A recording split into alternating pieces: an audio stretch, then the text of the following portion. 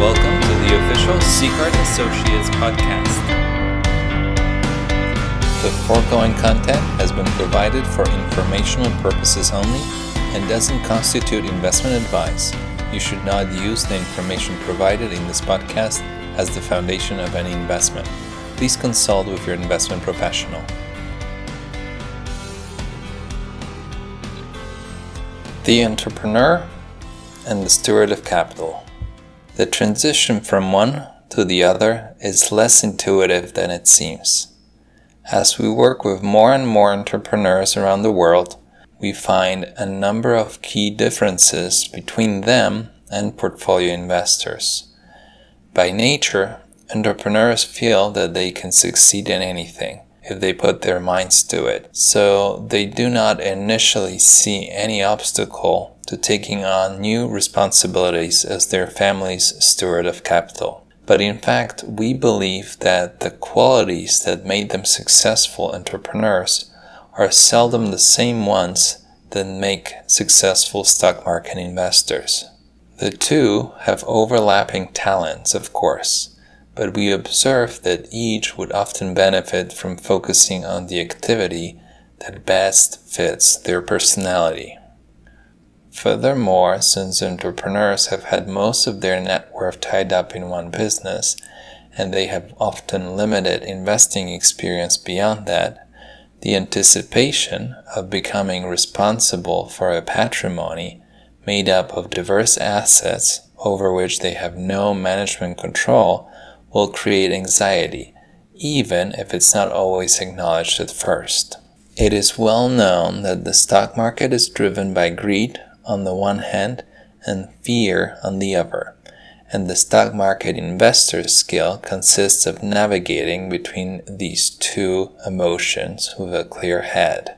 There is a distinct risk that the former entrepreneur's anxiety may cloud their judgment, but once they realize that making money and keeping money require two very different skill sets, we may be able to help. The big transformation. The challenge of morphing from entrepreneur to steward of capital lies in the dual influence on the stock market of psychology and fundamentals. It has been said that in investment markets, price is driven by sentiment, whereas value is driven by fundamentals. As a result, price and value often diverge widely. Thus, decision methods and criteria native to business often do not work as well in the stock market. To create wealth, you start a business with little financial capital and demanding high-stakes timetables. But at least fortune seems potentially around the corner. To preserve existing wealth, you start with larger financial capital and no time pressures. But the growth of your fortune will have to await the miracle of compounding over many years. The time factor gives you a major advantage, but it also requires you to take on a different role, to turn from a fortune maker to steward of fortune. Optimistic entrepreneur versus skeptical investor. The biggest difference between entrepreneurs and investors lies in their nature and the view of the world. Entrepreneurs tend to be optimists, while investors tend to look at the world with a healthy dose of skepticism. Entrepreneurs are not only optimists, they're stubborn optimists. One reason for many entrepreneurs' success has been creativity, turning ideas into businesses, or at least into a competitive edge. They will naturally spend a good part of their time on the offensive, devising aggressive ways to gain market share from competitors, often without bothering to calculate if they're properly compensated for the risks they're taking. First, because they're inveterate optimists, and second, because they're confident that they're masters of their business destiny. Good stock market investors are more likely to seek visible value over imaginary gains. They tend to focus more on the defensive because most of them know that even successful investing as fraught with occasional missteps, in contrast to the entrepreneur, constantly betting that he or she will win by making the right decision. The stock market investor aims first for fewer costly mistakes. He seeks proper diversification and in the end a good overall batting average. Warren Buffett, arguably the world's most successful stock market investor, says it best. Rule number 1, never lose money. Rule number 2, never forget rule number 1. One big leap versus a lifetime of compounding. Entrepreneurs' wealth creation often happens in a relatively quick leap. In the stock market, wealth is more likely to arrive stealthily, the result of a long-lasting, repetitive, reliable investment process. The latter leads to compounding wealth at a relatively steady rate in the long run.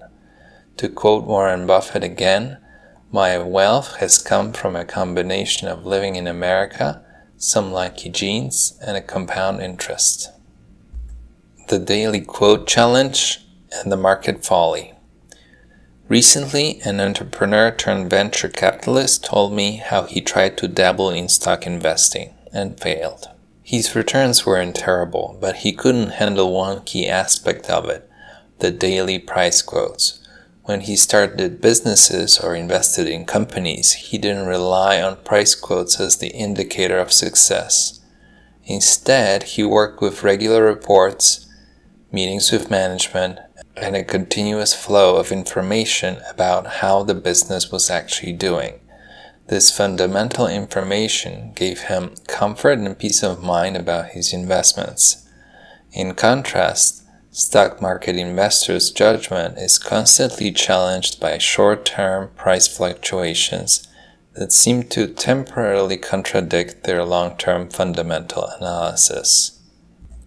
This conversation made me appreciate even more the unique emotional makeup needed to be a successful stock investor. To some extent, it requires a split personality, thinking like a fundamental investor while taking advantage of price fluctuations that the market folly has to offer. Dangers and rewards of contrarianism. Contrarianism consists of taking positions that are radically different from those of the crowd. In financial investment, I find this approach to be extremely valuable. Buying something that the crowd doesn't like will, at very least, ensure that you're not overpaying drastically. If your idea and analysis are basically correct, but your timing is not perfect, as is often the case for value investors, you also have a good chance of being bailed out by time and successive business cycles. And if the stock has declined in the meantime, you're given an opportunity to buy more shares at a cheaper price. In contrast, being a contrarian in business could prove fatal. If at the beginning of a down cycle you accumulated too much time-sensitive or fashion-oriented inventory or invested in too much new equipment, the losses and possibly a severe liquidity squeeze are likely to follow. In business, time seldom bails you out. Some successful CEOs are long-term planners, but most are more nimble. They're prompt to recognize new trends for their businesses and quick to adapt when necessary or to identify and seize new opportunities.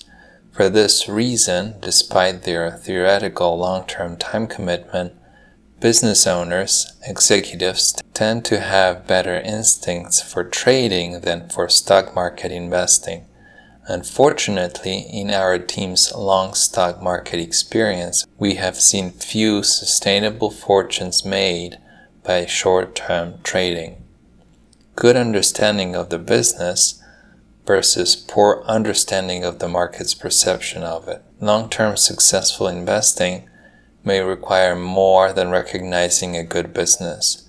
These are usually well recognized, widely understood, followed by many analysts, and through the auction system of financial markets, they're often hugely overvalued. Overpaying for a great business can lead to poor investment returns. As the market perception gets corrected over time and the price-earnings ratio shrinks along with the overly optimistic expectations, it is not unusual as a result for a stock price to fall despite still satisfactory business performance. History is replete with examples of companies that transformed the world. Think railroads, airlines, or radio, and yet failed to profit their early investors. Managing a portfolio of ideas versus one single business. Technological change offers immense wealth creation opportunities, but it also is responsible for wealth destruction. Once omnipresent Kodak vanished not long ago due to the proliferation of digital photography. Yahoo, once a 100 billion plus company, while its core assets were acquired for less than 5 billion this year. AOL peaked at over 200 billion plus market cap and ended up at 3 billion. Looking a bit further back in time, Radio Corporation of America was once just as hot as many of the later technology favorites. It went public at $1.50 a share in 1920, rose to $114, only to fall to $2.50 by 1929. Excessive market valuations can turn many into millionaires and billionaires, but mean reversion eventually catches up with inflated expectations. It might have taken the successful entrepreneur one brilliant idea or one smart career move to create significant wealth, but preserving that wealth requires a different strategy. Instead of putting all eggs in one basket, a reasonable tactic for an entrepreneur, the new investor needs to start thinking beyond one business to build a portfolio of investments. There are two reasons for this. First, with age and the new responsibility of substantial capital to protect, investors will naturally become more risk-averse. Diversification tends to reduce risk.